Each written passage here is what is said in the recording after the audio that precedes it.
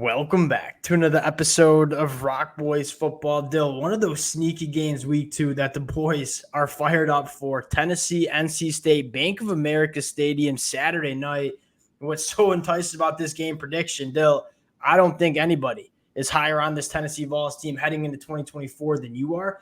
I don't know if there's anybody higher on this NC State team than I am heading into 2024. Two teams that are legitimate college football playoff contenders and two teams that can win their conference in this 2024 year.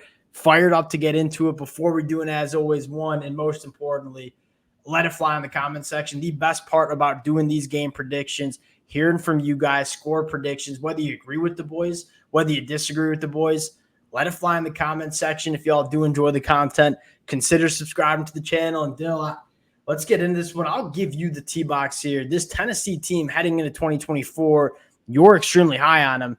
Hit us with why you're a believer in this Tennessee team. I mean, it's all about this front seven on the defensive side of the ball. And I think Coach Banks and Heupel have done a great job of building this defense back up where, again, when he first got there, it always just felt like a bottom-tier unit.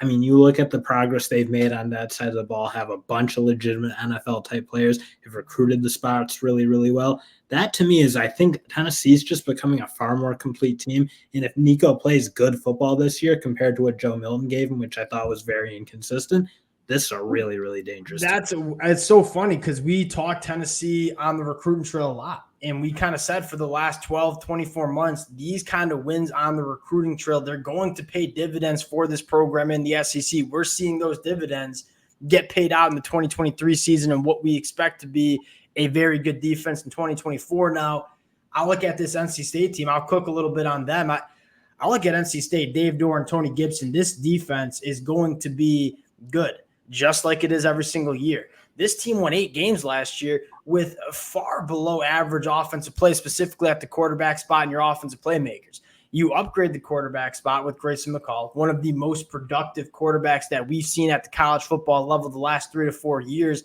But I think more importantly, the talent on the offensive side of the football, it's night and day from what we saw in 2023, where it was either Kevin Concepcion or bust. You obviously get Concepcion back, but you bring in Noah Rogers, former 5-star prospect at the wide receiver spot. You're bringing Justin Jolly coming over from UConn, this unicorn matchup nightmare, Jordan Waters in the backfield, and then you bring in a couple of talented true freshmen. I look at this NC State offense and say this is the most talented offense Dave Doren has had during his tenure at NC State.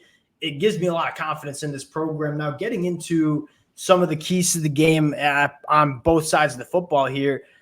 Let's start with this Tennessee offense against the NC State defense. If I were to ask you, Tennessee's winning this football game, what do they need to get done on offense? Yeah, I think the obvious one that most people go immediately to is Nico, and he's going to be important. You need him to be a much better playmaker, much more consistent than Joe Milton. But at the end of the day, I still think this team's going to start where they started last year, and that's going to be if they can run the football. Because I look, this offensive line, very veteran, very talented, should be a good unit. I think Sampson's one of the better running backs in the conference and just how effective he is at finding holes in working in that run scheme. And I think they're going against a team in NC State that you kind of look at what they want to do. They want to create confusion with that 3-5 look that they use. They want to be able to get guys running through gaps clean. And I just think when you look at what Tennessee did last year, they did a really good job of not allowing that to happen. When teams went to that 3-man box like Kentucky did, I thought they did a good job of picking up those second-level defenders.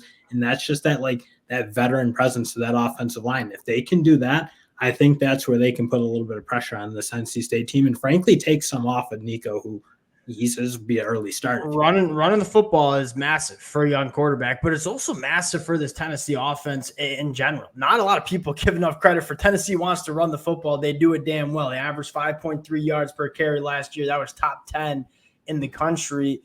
My biggest storyline is very similar to you, but I'll take it kind of another step farther, and that is this Tennessee offense – it's a numbers-based offense. If you give them a loaded box, they're going to throw the football. If you give them a light box, they're going to run the football. They're going to spread you out all over the field. My biggest question mark is, can NC State stop this Tennessee rushing attack with the lighter box? And if they can't, and NC State decides to put 7-8 guys in the tackle box, can Tennessee make him pay in the secondary? You look at this NC State secondary, it's going to be very good. But I think the biggest question mark is, and quite frankly, something that gets lost in this Tennessee conversation with the offense last year, a lot of talk goes to Joe Milton.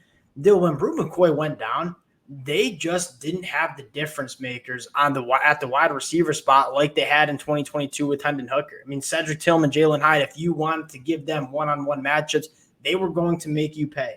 I look at the 2023 season and say, once Brew McCoy went down, they didn't really have that wide receiver that if you gave him a one-on-one look, they would make you pay. They do some nice work in the transfer portal. They bring in a 5-star in Mike Matthews. I think the biggest question is NC State's probably going to have to put some guys in the tackle box to deal with this Tennessee rushing attack. Can Tennessee's wide receivers win on the outside against NC State? That's probably the biggest question mark that I have. And can somebody aside from Brew McCoy, as you mentioned, because I kind of look, NC State has Aiden White. And Aiden White's one of the better cornerbacks you'll see in all the country. So, again, those two are going to go to battle. It's going to be a tight one. And that's where, again, you kind of look to Tennessee being able to broaden out this offense, because I think that was such a fundamental flaw of what they had was they didn't seem to have that second-tier weapon. And, again, I think with those young guys they bring in like Mike Matthews, with guys like Chris Brazil, I think they have much better shot at doing that and not being so one-dimensional and essentially really putting a lot of pressure on their quarterback to make some really unreal throws. It's so critical for this Tennessee offense because, again, it's a matchup-based offense. If you give them one-on-one looks on the outside, they're going to want to throw the football. You have to have wide receivers that can win in those one-on-one looks. And I felt like at times in 2023 they didn't have the guys to make defenses pay. Now, you flip sides. This Tennessee defense is elite. You take a look at some of the numbers. I mean, top 25 in scoring defense, 3.3 yards per carry allowed. That was 13th best in the country. I look at this NC State offense. I think there's one way to attack Tennessee on the defensive side of the football. That is against the secondary. I look at NC State and say, hey, they have a good offensive line. They added Jordan Waters. They'll have some success running the football, but I don't think that's how they win this football game. I think they're going to have to win by getting the football to their difference makers on the outside. You look at Tennessee's secondary. I don't hate the personnel in the secondary, but it's young. They're turning over. It's a lot of new faces. If you're NC State, you are trying to find some matchups with guys like Kevin Concepcion or Justin Jolly or Noah Rogers to be able to attack Tennessee where they'll probably have the most question marks in the secondary. If they can do that, I think they put themselves in a really good spot to win this football game. And that's why I was really impressed with Robert and I and that offensive staff is even last year when you kind of said they didn't really have anyone else. It was Kevin Concepcion or bust. They still got him the ball. They fed him. He got it all the time. He was making a ton of plays.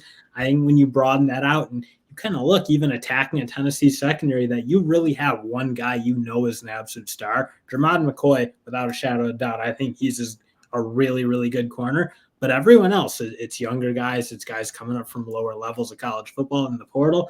That, to me, is where, again, if it's last year, okay, you just put Jermod McCoy on him, you follow him around. You just can't really do that anymore because of what you kind of mentioned. You bring in Justin Rogers from Ohio State. You bring in a couple of ultra-talented true freshmen. And even Dakari Collins started to put some things together and play good ball towards the end of the year. So you just have a diverse set of weapons. And, again, that's where I think Tennessee, you kind of look for, well, if we see something from them against this NC State offense, I think you'd be really confident. But again, that's got to be proven to me now. And I think that one other storyline that I would include in terms of how Tennessee goes about stopping NC State on offense, the best way to cover up for a questionable secondary is with an elite pass rush. And Tennessee can have that. And I think NC State's offensive line is solid, but I don't know if NC State's offensive line has seen dudes like James Pierce, who very well could be the number one draft pick in 2025. And so I think another question mark is, can NC State hold up against a pass rush for Tennessee that it's really not just James Pierce. They have some legitimate difference makers getting after the passer. If you want to limit NC State going after your secondary, get after the quarterback. That's a massive storyline for Tennessee on the defensive side of the football. Dill, getting into our game picks here, Tennessee sitting 4.5-point favorites, Bank of America Stadium, Saturday night. Who you got? Yeah, I love Tennessee. I just think Tennessee is so underrated heading into this year. I think, again, you look, when you play if they are what we think they can be on the defensive line, you've seen that's such a hard defense to deal with. Yeah. Georgia, Michigan, those past defensive lines that have a handful of NFL draft picks. You certainly know you have one, probably 1-1, if you will. And James Pierce, I think you have a handful of other guys.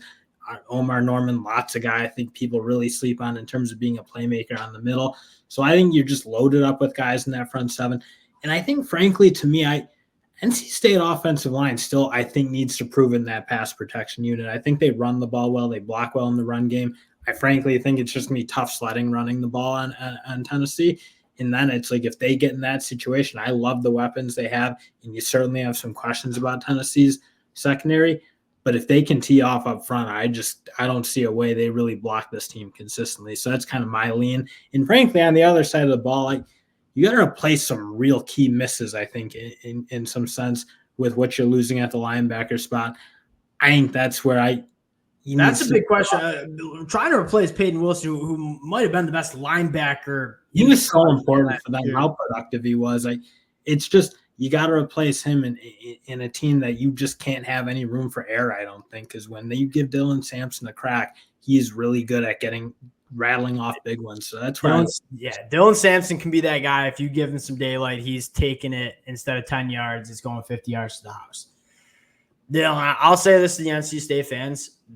This might be the only time I pick against NC State all year. And I look at NC State and say this team is so, so good. I just think Tennessee has a little bit more firepower, especially in the front seven, to try to disrupt NC State a little bit. Again, I am a massive believer in NC State. I think they can certainly win the ACC in 2024.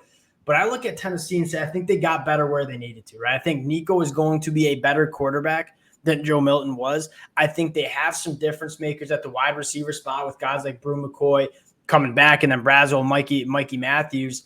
I think Tennessee answered a lot of questions that I had from a personnel standpoint. I'm a big believer in NC State. But give me Tennessee. I'm not necessarily sure if I'm taking the 4.5 points because I do think this is going to be close. But give me Tennessee to win this football game. We'll close it there. Let it fly in the comment section. The NC State fans, I know, are going to be disappointed after I've spent a lot of this offseason talking about this NC State program. Appreciate you guys rocking with it. Again, if y'all do enjoy the content, consider subscribing to the channel, and we'll talk to y'all later. Peace.